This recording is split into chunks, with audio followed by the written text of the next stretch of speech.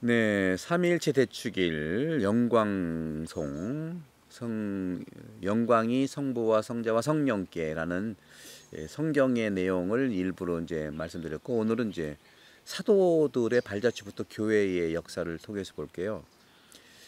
이 영광이 성부와 성자와 성령께, 사도들의 발자취에 따라서 교회도 또한 하느님의 영광을 전파하도록 부름받았다는 거죠. 바로 직전 영상은 성경에서의 하느님의 영광에 대한 의미를 말씀드렸고, 지금은 우리 교회 사도들의 발자취에 따라서 연연히 내려온 2000년 동안의 교회도 역시 하느님의 영광을 드러내고 전파하도록 우리 각자는 부름을 받은 교회가 그런 공동체예요. 그래서 모든 순교자들이라든가 증거자, 성인들이 다 그런 분들이고요. 그런 분들은 박해를 통해서 하느님의 영광을 드러내려고 했던 겁니다. 이것이. 그래서 우리도 그런 점에서 교회라고 말씀했을 때는 교회는 하느님의 영광을 드러내는 거예요. 그래서 제가 2023년도에 이제 호주에 4년 동안 이제 사목을 하다가 태안본당 정말 아름답고 또 환경 좋고, 이것도 태안이거든요. 제가 지금 본당 공사 때문에 제가 지금 한 달 반 정도 이렇게 우리 정말 감사한 우리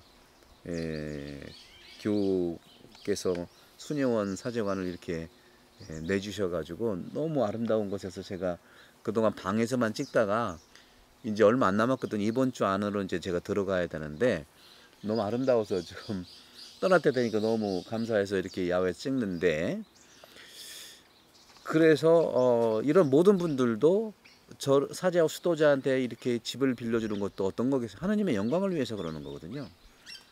이게 바로 교회입니다. 그래서 저도 23년도에 왔을 때 성전 1년은 배우고요. 또 24년도에는 회의를 많이 하고요. 우리 백성들이 머물 공간을 완성해야 되니까. 그래서 지난 5월 말에 십자가의 길, 주님과 함께하는 십자가의 길 기도공원도 완성이 일부가 되었고, 이제 요셉관하고 마리아관, 요셉관은 사제관, 수녀원, 소송당, 또 지하에 이제 교육관, 엘리베이터 공사, 가장 기본이 그겁니다. 여러분들, 단열과 방음이 기본이고, 최소한도로 우리 경제적으로 질감하면 하느님의 영광을 위해서 하는 것이지 막 드러내기 위해서는 하는 건 아니니까. 다만 마리아관은요, 사무실, 집무실, 그리고 화장실, 장애인 화장실까지 포함해서, 그다음 친교 공간, 또 안에 이제 성물방 이렇게 해서, 또 1층에 또 우리가 이제 공간이 필요하죠. 이제 1층 공간에 뭐 회의할 수 있고 다목적으로 이렇게 할 수 있고, 거기에 이제 우리 모든 그 성당의 자료들을 이렇게 넣어야 되잖아요. 자료실, 그리고 이제 창고, 이렇게 해서 이제 이게 다 하느님의 영광을 위해서 하는 겁니다. 그래서 개인의 욕심이 없어요. 그래서 작년 1년 동안 계속 건축위원들과 함께 어떻게 하느님 백성을 위해서 이 공간을 할 거냐 기도하는 마음으로 1년 내내 회의하고, 올해 초에 해서 3월부터 이제 공사가 시작된 거죠. 이 공사는 아마 제가 완성되기 7월 달까지는 이제 마무리가 되고 8월 9월 달까지는 완전하게 이제 완성이 돼야 되지 않겠는가 말씀을 드리면서, 어쨌거나 우리도 성전 완성의 의미를 그렇게 내가 말씀을 드린 거죠.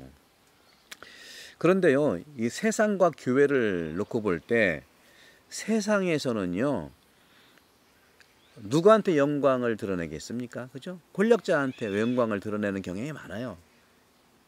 그러니까 세상에서는 인간이 권력자 앞에 머리를 숙입니다. 겸손해야 돼요. 참 겸손이 너무 어려워요. 그렇죠? 하지만 교회에서는요, 누구 앞에 머리를 숙입니까? 사람 앞이 아니에요.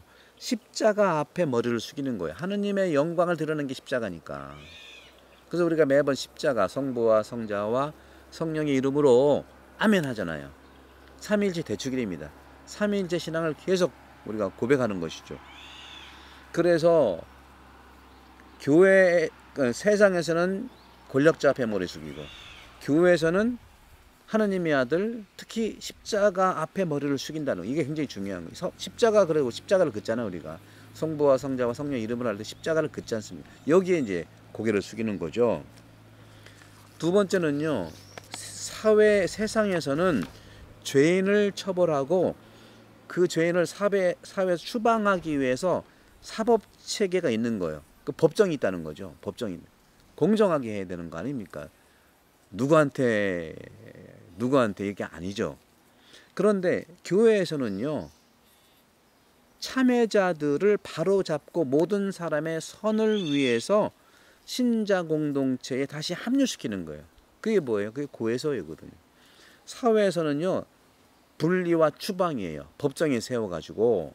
근데 교회에서는 그럴 수는 없는 거예요. 그래서 제가, 여러분 오해하실 수도 있겠지만, 몇 번 이렇게 저한테 이제 그 건의가 들어와서 저 사람 때문에 안 되겠다, 누구 때문에 안 되겠다, 또 공개적으로 하겠다. 저는 안 하고 못하면 예수님이 이렇게 하질 않았겠다 말씀을 드려요. 스스로 자각을 해야 되고, 우리가 기도해 줘야 되고, 우리의 공동체에 우리는 어느 누구도 사법체계, 법정이 본당 안에 없는 거예요. 우리가 법정처럼 저 사람 안 되겠다, 저 사람은 제지해달라, 뭐 해달라, 그러다고 해서 자유방임주를 주는 건 아니죠. 스스로가 깨닫도록 복음을 통해서 나갈 수밖에 없다는 말씀을 드리는 거예요. 참여자들을 바로잡는 것이 바로 교회죠. 세상은 참여자가 아니라 죄인을 처벌하고 추방시키는 거예요. 법정에서. 근데 교회는 참여자들을 바로잡으니까 참여자가 중요해. 막 여러분들이 얘기하는 컴플레인하는 또 건의하는 그 사람이 참여하도록 도와주는 것이 중요하다는 거죠. 그리고 자각하도록 해야 돼요. 예수님이 유다스가 배반할 줄 알면서 기다렸던 것처럼 유다스가 자각을 해야 되지 않습니까? 아무리 지적을 해도요, 스스로 변화돼야지, 지적한다고 다 따르는 게 아니잖아요. 여러분 자녀들 다 지적해봤잖아요. 그래서 제가 신학교에 있을 때 우리 신학생들한테 반성문을 한 번도 안 쓰게 했어요. 왜? 반성문을 쓰게 하면은 반성은 하기가 어렵고, 반성문 쓴 것만 평생 기억하고 사제성 어떻게 하겠습니까? 저는 제 시험도 준 적이 없어요. 그런 점에서 하느님은 제 시험을 안 주시거든요. 계속 second time, third time을 허용을 하시니까.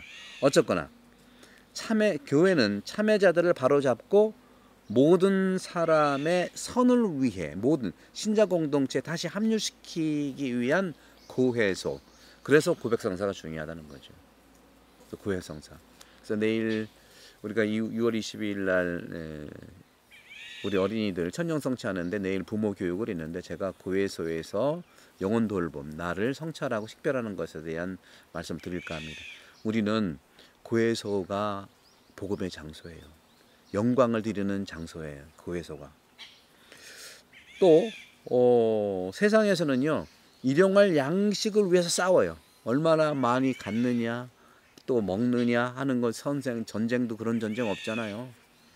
그런데 교회 안에서는요, 영생의 빵을 받기 위해서 순수한 마음을 가진 사람들, 그러니까 순수한 마음을 가진 모든 사람을 초대하는 식탁이 마련되어 있는, 그게 성체성도예요.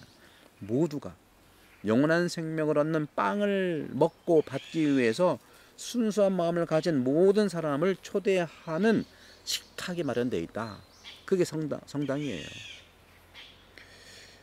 그런 점에서 우리 자신이 하느님의 참된 성전이 되도록 하기 위한 것들이죠. 모든 것들이. 그래서 우리는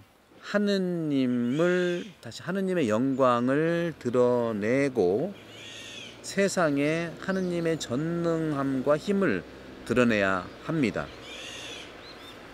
프란치스코 성인과 이제 이냐시오 성인의 말씀을 또 이제 3편으로 말씀을 드릴게요. 그건 그렇게 말씀을 드리고, 그래서 우리가 참된 하느님의 영광을 드러내는 참된 성전이 되기를, 삼위일체 대축일을 맞이해서 여러분께 축복을 드리고, 구독 선교 많이 부탁드립니다. 요즘에 작년 12월 3일 이후로 많이, 보통 제 것만 그런 게 아니라 보통 모든 가톨릭 영상이라든가 이 영적 영상들이 많이 구독자가 줄었더라고요. 영상을 보는 분도 줄었어요.